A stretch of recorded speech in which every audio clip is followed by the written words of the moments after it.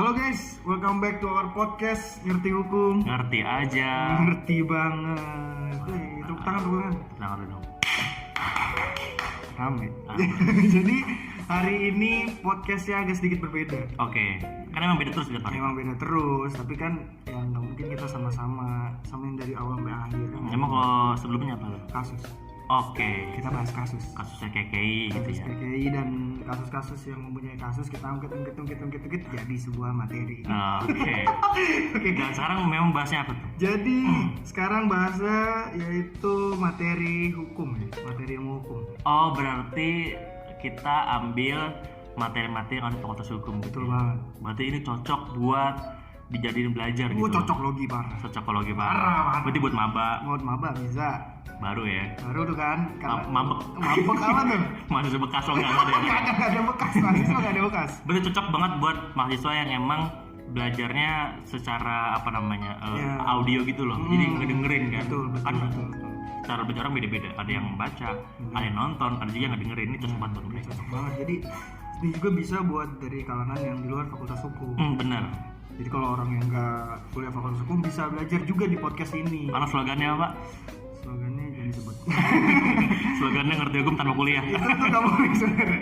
Harus kuliah juga. Oke. Nah sekarang itu materinya ada pengantar ilmu hukum.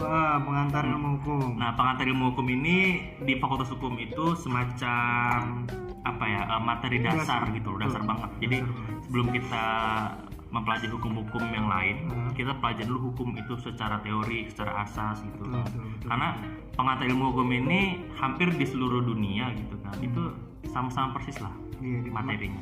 Ya intinya untuk ini aja sih, mengetahui dulu kan. Betul. Dasar-dasar. Oke, langsung aja. Nah, pasti di materi kali ini para listener juga nanya gitu kan. Pengertian hukum apa sih? Kayak unsur-unsur hukum tuh apa aja sih? Nah, kita bahas satu-satu dulu nih, Fik ya. Oh, boleh. Oke, jadi pertanyaan yang pasti akan muncul yaitu pengertian hukum. Nah, coba lu bisa tolong jelasin lah pengertian hukum itu apa sih? Benar banget, memang perkembangan dalam mempelajari hukum itu biasa diawali dengan pertanyaan apa itu hukum, kayak yang tanya tadi kan. Betul. Itu hampir ke semua orang kadang nanya ke gue, hukum itu apaan sih gitu. Itu pasti pertanyaan yang awal gitu kan. Nah, banyak perdebatannya tentang pengertian ini gitu kan. Nah, perdebatannya udah ada dari zaman Plato, Socrates gitu kan. Lu udah lahir belum? Gua waktu itu sebelumnya Socrates sih gua udah lahir. Oh iya, masih zaman Kratos ya? Tobar ya? Nah, dari zaman mereka sampai sekarang itu masih berusaha untuk mencari pengertian apa itu hukum. Karena hukum itu kan luas banget kan.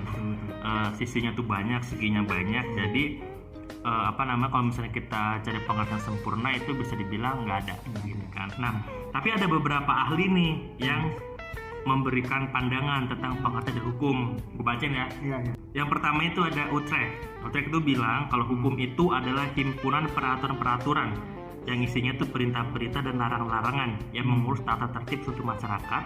Karena itu harus ditaati oleh masyarakat itu sendiri. Terus yang kedua itu dari SM Amin. SM Amin bilang itu hukum itu merupakan kumpulan peraturan yang terdiri dari norma dan sanksi-sanksi itu disebut hukum. Dan tujuan hukum itu adalah mengadakan ketertiban dalam pergaulan manusia sehingga menciptakan keamanan dan ketertiban yang terpelihara. Itu kata SM Amin. Yang terakhir itu ada JCT Simorangkir dan W Sastro Pranoto. Nah, mereka bilang kalau hukum itu ialah peraturan-peraturan yang bersifat memaksa yang menentukan tingkah laku manusia dalam lingkungan masyarakat yang dibuat oleh badan-badan resmi yang berwajib. Pelanggaran terhadap peraturan tadi berakibat diambil tindakan, yaitu dengan hukuman tertentu. Jadi berdasarkan pengertian para ahli yang tadi disebutin, maka bisa kita simpulkan hukum itu merupakan kumpulan peraturan-peraturan yang berisikan hak dan kewajiban masyarakat yang apabila dilanggar dapat menimbulkan sanksi. Cocok banget, makanya buat lebih mudah kita memahami hukum, intinya hukum itu isinya aturan, gitu kan? Buat mengatur tingkah laku kita gitu kan di masyarakat. Gitu. Intinya untuk menjadi lebih baik juga ya kan. Betul. Oke. Dah. Selanjutnya nih. Ada juga pasti karena ini tadi udah dasarnya pengertian hukum, masih ada unsurnya. Betul. Nah, unsurnya tuh unsur-unsur hukum tuh apa aja sih? Kalau kita mau unsur itu bisa kita cari di pengertian ya. Maksudnya misalnya ada pengertian nih. Nah, Kutipan itu. iya benar. Oh, Jadi iya, betul. unsur itu kan yang memenuhi satu teori gitu kan. Nah, teori itu kalau kita pecah itu unsur-unsur gitu. Nah, di sini menurut CST Kansil, unsur-unsur hukum itu pertama peraturan mengenai tingkah laku manusia dalam pergaulan masyarakat. Yang kedua, peraturan itu diadakan oleh badan-badan resmi yang berwajib. Itu kayak misalkan undang-undang dibikin sama DPR dan juga presiden gitu kan. Itu juga dibikin oleh DPRD, baik itu provinsi maupun kabupaten kota gitu. Jadi dibuat oleh badan-badan yang memang berwenang. Terus peraturan itu bersifat memaksa. Memaksa berarti ini memang memaksa lu untuk melakukan sesuatu gitu loh. Contoh misalkan pajak. Pemerintah kita kan bikin undang-undang pajak misalkan kan. Nah, mau nggak mau lu mesti bayar pajak karena sifatnya ini hukum itu memaksa gitu. Nah, terus kedua adalah sanksi terhadap pelanggaran peraturan tersebut adalah tegas. Jadi kalau misalnya lu melanggar peraturan itu ada sanksi yang berlaku. Sanksinya itu bisa denda, bisa hukuman badan gitu. Hukuman badan ini apa namanya bisa lu ditahan atau misalkan yang lain sebagainya gitu. Itu unsur-unsur hukum. Nah itu berarti kan udah lihat dari unsur-unsur hukum ini berarti positif gitu kan untuk kita juga, untuk kita bisa maksudnya kita laksanain gitu kan. Karena tadi lu bilang kayak peraturan itu bersifat memaksa, terus contohnya kayak bayar pajak itu kan untuk pembangunan juga ya. Betul. Pembangunan untuk negeri kita sendiri gitu. Nah jadi untuk yang telat bayar pajak tolong tolong dipercepat ya. Oke, next. Ciri-ciri hukum. Nice, ini banyak. Ini gue agak kepikiran sih, sebenarnya bukan banyak orang yang nanya, cuman ya gue kepikiran aja. Ciri-ciri hukum itu, lu bisa jelasin gak sih? Bisa dong, karena kan memang kita ngomongin tentang hukum. Nah, ini gue ambil dari bukunya CST Kansil ya. Ciri-ciri hukum itu ada dua. Pertama itu adanya perintah dan atau larangan. Dari tadi gue bilang, hukum itu ciri-cirinya bisa dia sebagai perintah, artinya lu dianjurkan untuk melakukan sesuatu gitu loh. Kayak misalkan di Undang-Undang HAM lu dianjurkan untuk menghargai orang lain, ya kan, untuk memberikan pertolongan sama orang lain. Nah, larang-larangan ini ya lu diperintah untuk tidak melakukan sesuatu, gitu loh.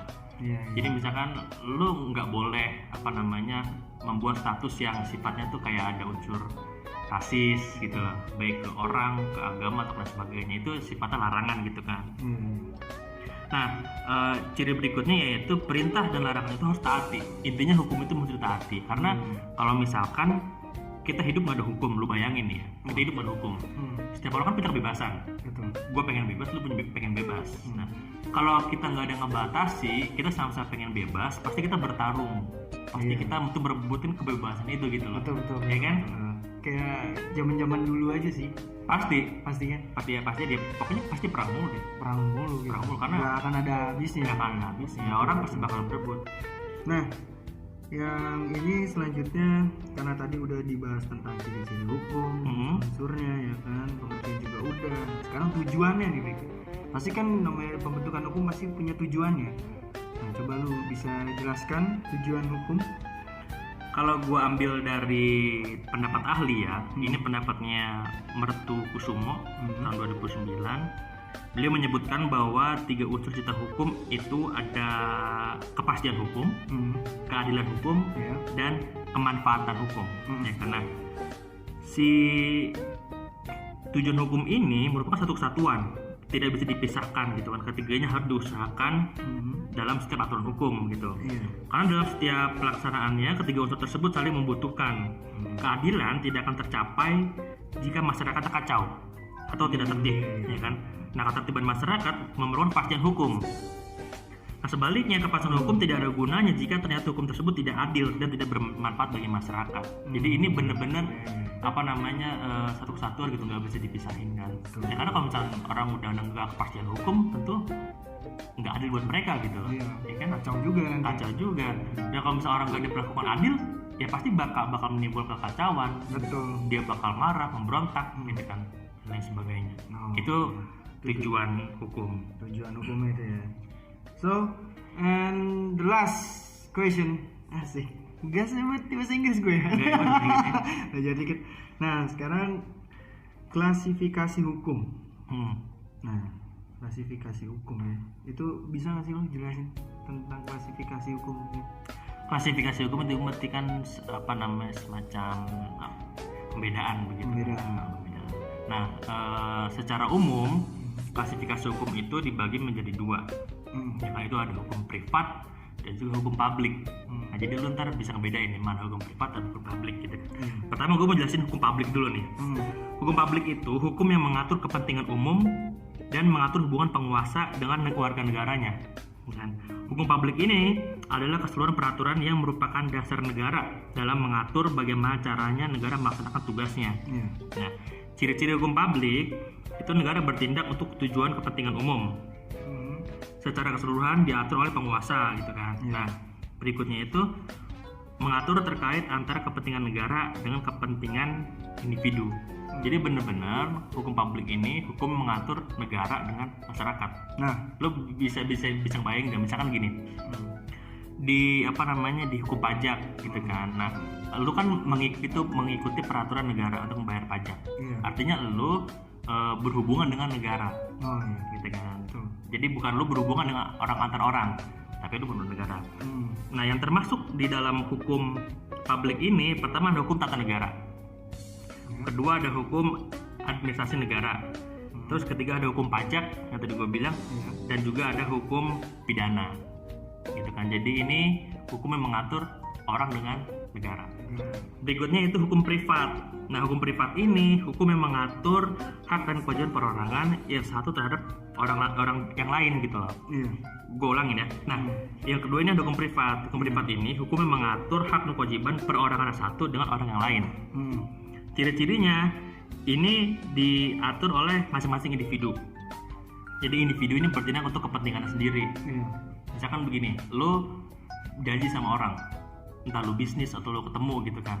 Nah, itu berarti yang muncul ada hukum privat. Artinya lo ke sesama orang. Dan posisinya seimbang gitu kan. Kalau misalkan lo ke negara pasti posisinya nggak seimbang karena negara lebih di atas gitu kan. Nah, yang termasuk hukum privat ini itu ada hukum perdata, ada hukum dagang, ada hukum perkawinan gitu kan. Intinya hukum privat hukum yang mengatur secara individu orang ke orang gitu. Nah, misalnya gue tanya, misalnya lo jual beli deh, jual beli nih ya. Kalau lo jual beli itu diatur di hukum apa? Privat apa? Betul. Gila. Pinter ya? Baru gue jelasin.